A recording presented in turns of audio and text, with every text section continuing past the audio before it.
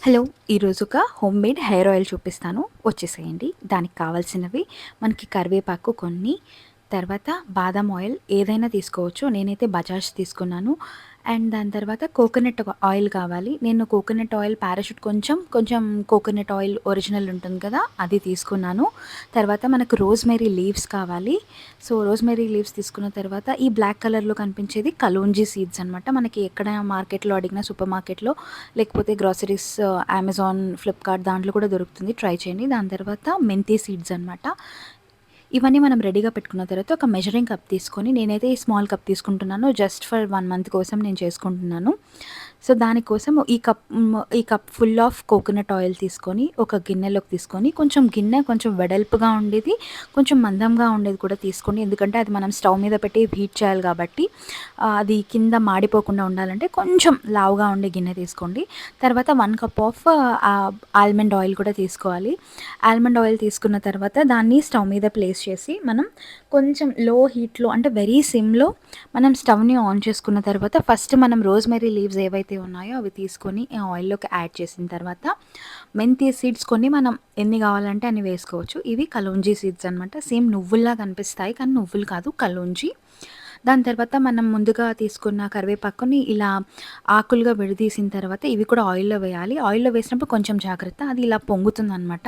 తర్వాత main secret colour కోసం నేను ఈ జాపత్రి, ఇంకా కొంచెం లవంగాలు, కొంచెం చెక్క కూడా యూజ్ చేస్తున్నాను. ఇది బహుశా ఎక్కడ ఎవ్వరు చూసుండరు. బట్ ఒక్కసారి ట్రై చేసి చూడండి. చాలా మంచి డిఫరెన్స్ తెలుస్తుంది. సో, అవన్నీ వేసిన తర్వాత ఇలాగ లో ఫ్లేమ్ మీద మనం ఒక 15-20 మినిట్స్ బాయిల్ చేసుకోవాలనమాట.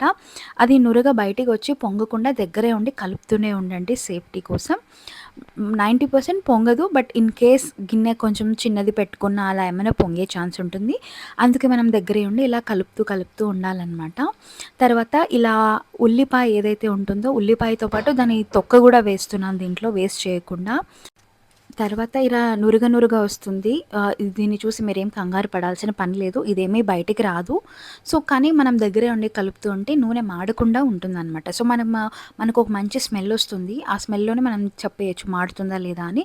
తర్వాత లాస్ట్ ఇంకా 5 మినిట్స్‌లో దింపేస్తాం అనంగా అలోవెరాని లీఫ్‌ని ఇలా కట్ చేసుకొని కూడా వేసుకున్న తర్వాత ఇలా ఒకసారి కలిపి ఇంకొక 1 మినిట్ అంటే 1 మినిట్ అలాగే స్టవ్ మీద పెట్టేసిన తర్వాత చల్లారనివ్వాలి.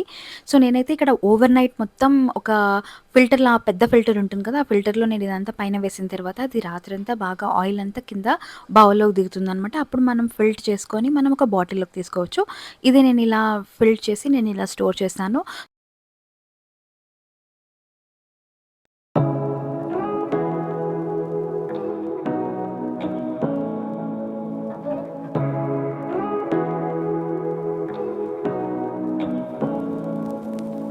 Say what you మామూలుగా మనం హెయిర్‌కి ఆయిల్ ఎలా అప్లై చేస్తామో అలాగే మసాజ్ చేసుకుంటూ ఈవెన్‌గా స్ప్రెడ్ చేసుకుంటూ మనం మసాజ్ చేయాలన్నమాట. ఆయిల్ అనేది పట్టాలి.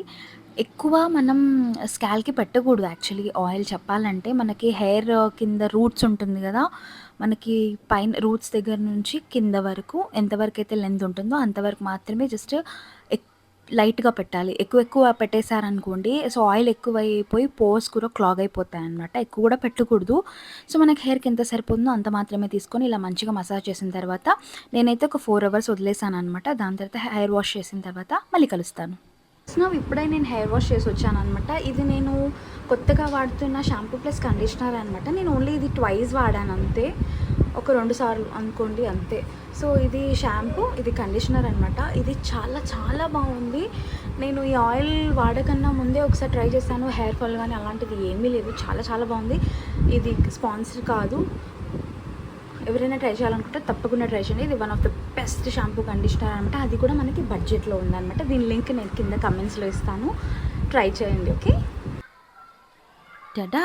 నేనొచ్చేసాను. సో, హెయిర్ వాష్ చేసేసుకున్నాననమాట. ఇప్పుడు హెయిర్ ఎలా ఉందో మీకు చూపిస్తాను. ఇంకా కొంచెం డ్రై అయింది. సో, కొంచెం ఇది 80% డ్రై అయిన తర్వాత నా హెయిర్ ఇలా ఉంది. సో, మీరు చూస్తున్నట్టయితే మీకు ఆ షైన్ కనిపిస్తుంది కదా! సో, యాక్చువల్లీ నేను స్లో మోషన్‌లో ఎందుకు పెట్టానంటే వీడియో మీకు ఇంకా చిన్న డీటెయిల్స్ కూడా మీకు తెలియాలి అని చెప్పేసి. సో, మనకి వీడియోలో చూసినట్టయితే చాలా సిల్కీగా కనిపిస్తుంది. అండ్ అలాగే చాలా షైన్ కూడా అనిపిస్తుంది. సో, ఇంతకుముందు కూడా నా హెయిర్ టెక్స్చర్ బాగానే ఉన్నింది. బట్ ఎప్పుడైతే నేను ఆయిల్ యూజ్ చేసినా, లేకపోతే సీరమ్స్ మంచి సీరమ్స్ యూజ్ చేసినా కూడా కొంచెం బాగా ఉంటుందనమాట. సో, ఇది నేను ఎటువంటి హెయిర్ సీరమ్ కానీ, ఏది కూడా నేను ఏ క్రీమ్ గానీ ఏమీ రాయలేదు. జస్ట్ అలా షవర్ చేసొచ్చి కొంచెం డ్రై అయిన తర్వాత మీకు చూపిస్తున్నాననమాట. సో, ఇది రిజల్ట్ అనమాట. ఇదైతే oil one of the best అని చెప్తాను నేను. మీరు కూడా తప్పకుండా ట్రై చేయండి. ఎలా వచ్చిందో కూడా నాకు కామెంట్స్‌లో చెప్పండి. నేను హ్యాపీగా ఫీల్ అవుతాను. ఇంతవరకు సపోర్ట్ చేస్తున్నందుకు నాకు చాలా thanks. Like, share and subscribe to my channel. అంతవరకు ఉంటాను. బాయ్.